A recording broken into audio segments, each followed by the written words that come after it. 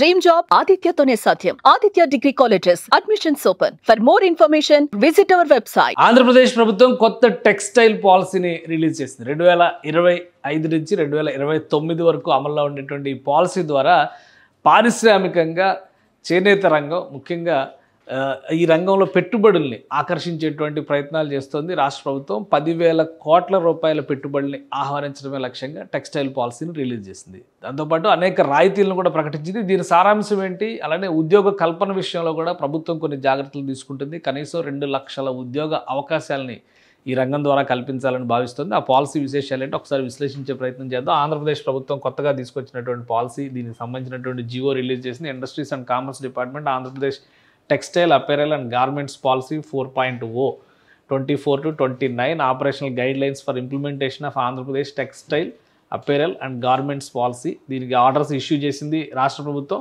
So ఇందులో కొన్ని అంశాలని చాలా క్లియర్గా మెన్షన్ చేసింది. దీని ప్రకారం ఏంటంటే రాష్ట్రంలో పెట్టుబడులు పెట్టేందుకు వచ్చేటువంటి గార్మెంట్స్ ఇండస్ట్రీలో ప్రధానంగా వస్త్ర రంగంలో, వస్త్ర వ్యాపార రంగంలో ఇన్వెస్ట్మెంట్స్ పెట్టేందుకు వచ్చేటువంటి వాళ్ళకి ప్రోత్సాహకాలు ఇవ్వడమే లక్ష్యంగా దీన్ని రూపొందించారు. దీనిలో ఎంటర్‌ప్రెన్యూర్‌షిప్‌ని ఎంకరేజ్ చేయడం అనేది కూడా మరొక ముఖ్య అంశంగా రాష్ట్ర ప్రభుత్వం చెబుతుంది. ఇది textile apparel and garments policy 24-29. దీనికి సంబంధించినటువంటి కొన్ని అంశాలు, అంటే ఇందులో ఆల్మోస్ట్ ఒక 114 పేజీల డాక్యుమెంట్ ఇది.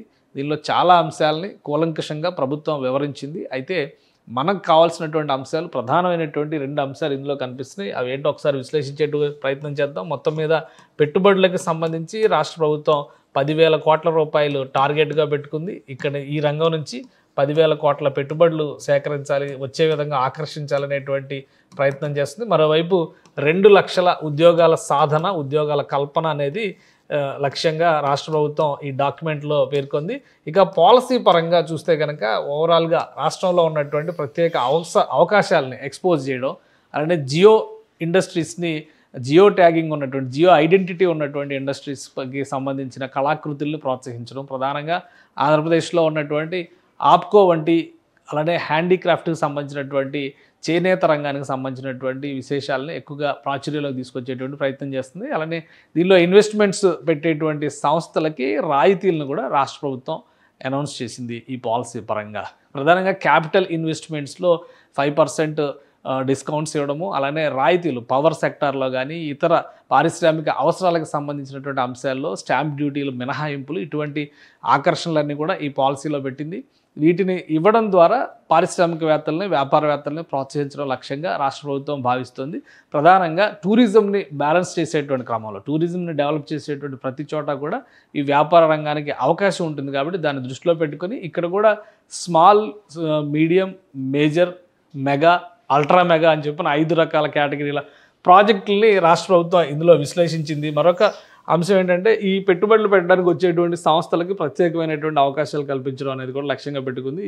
చాలా అంశాలు ఎంఎస్ఎంఈ రంగంలో కానీ, ముఖ్యంగా ఎస్సీ, ఎస్టీ, మైనారిటీకి సంబంధించినటువంటి ఎంటర్‌ప్రెన్యూర్స్ని ప్రోత్సహించేటువంటి విషయంలో కూడా రాష్ట్ర ప్రభుత్వం కొన్ని ప్రత్యేకమైనటువంటి రాయితీలు ఇచ్చింది, ఇన్సెంటివ్స్ ఇచ్చింది. ఈ ఇన్సెంటివ్స్ క్రైటీరియాను కూడా క్లియర్గా ఎక్స్ప్లెయిన్ చేసింది. ఇన్వెస్ట్మెంట్ సబ్సిడీ కేటగిరీ, అలానే టెక్నాలజీ అప్గ్రేడేషన్ కాస్టింగ్, అలానే top up on PLI government of India స్కీమ్స్ను ఉపయోగించుకోవడం, దానికి అనుబంధంగా రాష్ట్ర ప్రభుత్వం ఇచ్చేటువంటి schemes, power cost subsidy, electricity duty exemption, skill upgradation cost, ఇట్లాంటివన్నీ కూడా ప్రతిదీ సెగ్మెంట్ వైజ్గా రాష్ట్ర ప్రభుత్వం వివరించింది. మొత్తం మీద ఈ పాలసీ 5 సంవత్సరాల పాటు అమల్లో ఉంటుంది. ఇందులో ఆసక్తి ఉన్నవాళ్ళు, దీన్ని ఉపయోగించుకోవాలనుకుంటున్నటువంటి పారిశ్రామికవేత్తలకి పెద్ద ఎత్తున ప్రోత్సాహకాలు ఇవ్వడానికి రాష్ట్ర ప్రభుత్వం సన్నద్ధంగా ఉంది. ఈ పాలసీ ద్వారా చూస్తే మరొకటి ఏంటంటే ఉద్యోగ కల్పనని లక్ష్యంగా రాష్ట్ర ప్రభుత్వం పెట్టుకుంది. కాబట్టి ఈ రంగంలో పెద్ద ఎత్తున ప్రోత్సాహకాలు అందించేందుకు రాష్ట్ర ప్రభుత్వం సన్నద్ధమైంది. ఇప్పటికే ఎంఎస్ఎంఈ రంగంలో కేంద్ర ప్రభుత్వం లోకల్గా జరిగేటువంటి చిన్న చిన్న